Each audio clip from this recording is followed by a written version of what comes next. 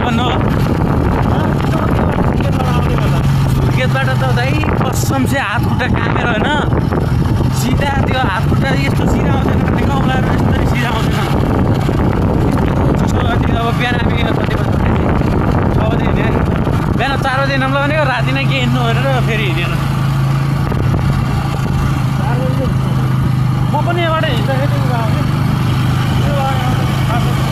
तपाईँहरू कति बजी हिँड्नु भयो 7 बजे भनेपछि त हामी त्यतिखेरसम्म त कल्याण आइसकेर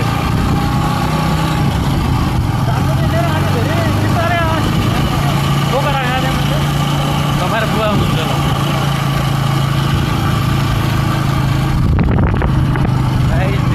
हाम्रो गाडी गयो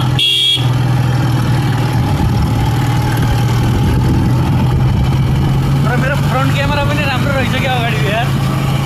मोबाइल दिइरह यार ओ के हो भने राम्रो देखा त तपाईँले फोटो निकाल्नुपर्छ हामीले एउटा